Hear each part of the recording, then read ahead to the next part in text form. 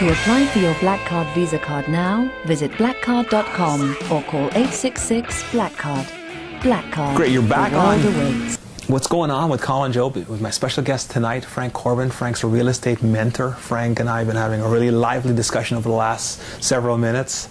Frank's got a lot of interesting knowledge in real estate, and we're just gonna get on with it. We were talking a few minutes ago, and I was telling you, what if I live in Ottawa, and you talked about investing in New York, London, and Toronto?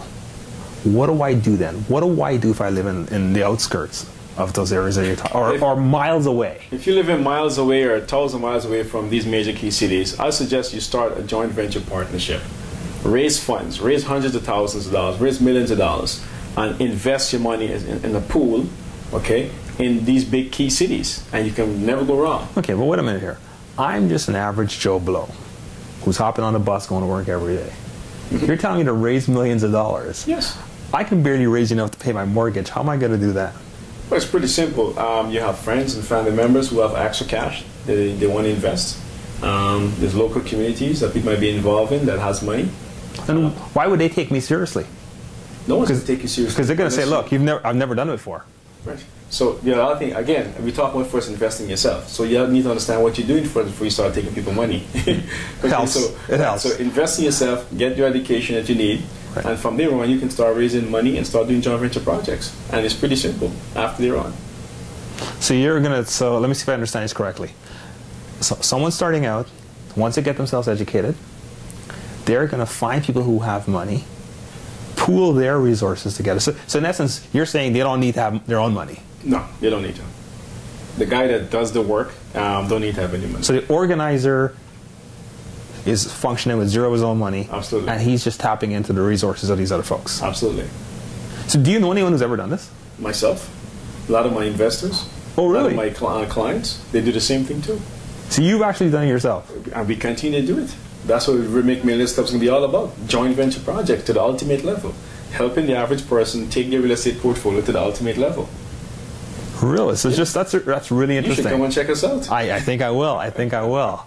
I think I will. I mean, now that you put it in that perspective, I'd be foolish not to. Absolutely. Absolutely. The thing is if you don't have something, there's other people out there who have what you were looking for. And more important, they have it and they don't know what to do with it. So once you show the average person or the person of the capital exactly where their money is going to be going, how it's going to be invested, and what kind of return they're looking at, most people will be open to investing with you. Really? Because my gut feeling is there are lots of people out there who probably have lots of equity in their homes, and they don't know what to do with it. Yes, that's true. Right? So you're saying tap into those resources. Absolutely. Show them a good investment property, a sound investment property, okay, that they can invest in money and build wealth the next 15, 20, 30 years plus. I think most people will be happy to see some form of long-term strategy or long-term investment that they're not going to lose their capital, number one, and number two, they can make good revenue over the years. Okay, so what's your philosophy? Is it like in some, I know like Warren Buffett, his philosophy in terms of stocks is buy and hold. Would you apply that philosophy to your real estate ideas? Absolutely. My philosophy is buy, hold, and profit. So buy and hold is one thing. It has to be profitable before we keep holding it. Okay, buy, so hold, buy, and profit. hold, and profit. Yeah, check us out. Buyholdprofit.com, and you get lots of information on the REMIC Wealth Institute educational seminars and workshop that you can actually start investing in real estate and change your financial situation. Buy, hold, and profit. But you know, when I talk to other people about real estate, that's not the ideas that they pass my way. They talk about, okay, let's buy and let's flip. Let's buy fixer-uppers. Mm-hmm. You haven't talked anything about that. No. I don't like fixer-uppers. So you don't like fixer-uppers? No, it's for rookies. I don't like flipping. Flipping is if people don't understand real estate business. Flipping is for people, but there are some who would say that most investors are flippers. It's not true. Most investors hold their sunk portfolio over the years to come. So most successful investors you're going to see in being in real estate business over the last 20, 30 plus years. Guys like Donald Trump. He doesn't flip properties. He's been investing for the longest while. Actually, to be honest with you, almost in every business you want to be successful, you got to be in it for the long haul. It's not a short-term thing. Short-term, people are going to be very limited. For instance, 4 years ago, every TV channel had like 5, 10, 15 different flipping shows. Okay, all the flip of real estate. Today, where are they now? They're out to the market because flipping only works in a very short time frame, a segment of the real estate cycle. And right now, you can't flip real estate, so they're out to the market. Whereas we continue to buy real estate in the up market, down market, low market.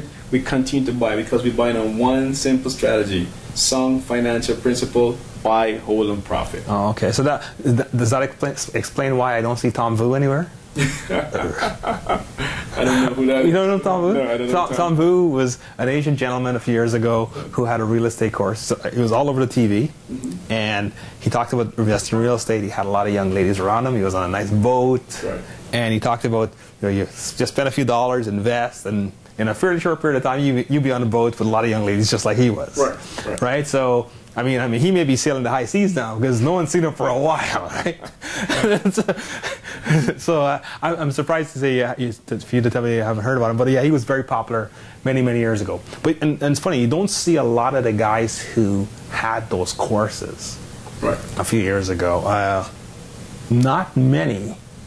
In fact, those infomercials they've gone away the dinosaur. You very rarely see them, if you see them at all. Absolutely. Because, again, people need to understand the philosophy or the strategy they're applying, and when it comes to anything, whether it's buying real estate or just building wealth. And if you think it's a short-term thing, then you probably shouldn't be in that business. You probably should do day trading stocks or something and lose most of your money or something like that.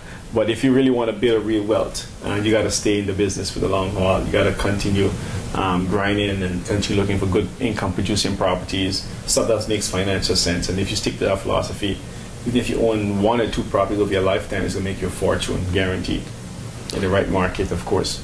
Yeah. Okay, so you're saying stick to the fundamentals and over long haul. Yeah. But the long haul, and that all sounds well and good. What's happening in the short haul?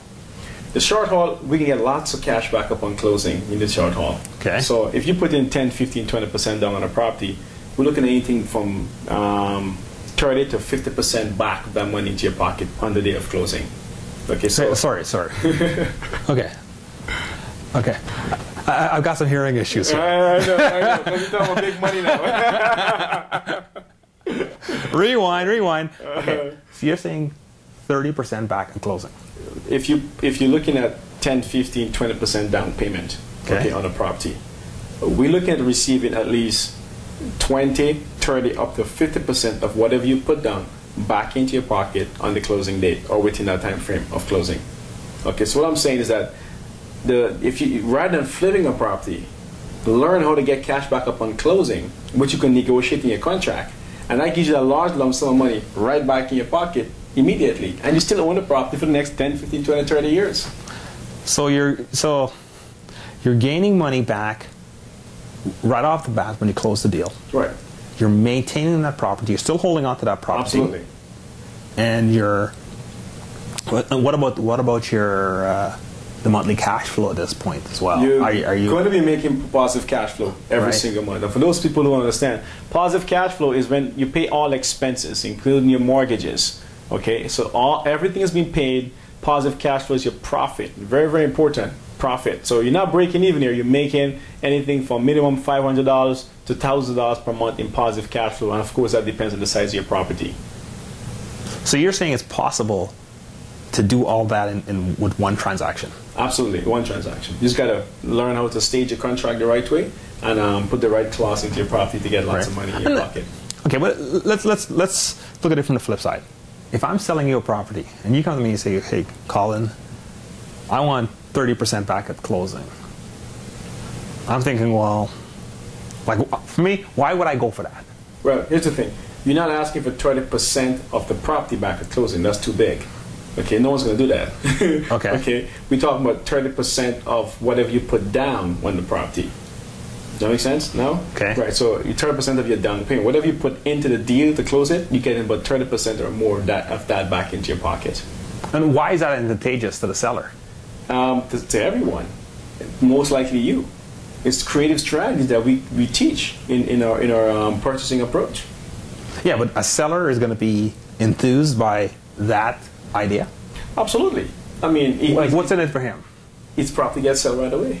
Or you can leave the property on the market for another couple of months. His choice. Okay. Now we're looking at the right deal in front of the right seller that's flexible. Okay, and you went to negotiate, and we can negotiate a lot of money back in our pocket. Okay. Now there's multiple ways of getting capital upon closing. That's only one. Okay. Okay, so there's more than one way to skin this cat. Absolutely. To get your deals closed, to put money in your pocket. It's all about the money. Okay, it's all about the money. There's no emotions involved in this business. It's all about, it has to make financial sense, and it has to put money in your pocket. If it's not doing that, don't sign the contract. Okay, okay. So we're not looking at the cherry tree at the back of the house and saying that excites us. Absolutely not. Okay, so okay. Very interesting, very interesting. You know what? We're not done yet. I still got tons of questions. My mind is working overtime. And I'm sure your mind is too. So we'll be back in 2 minutes right here on What's Going On with Colin Jobe.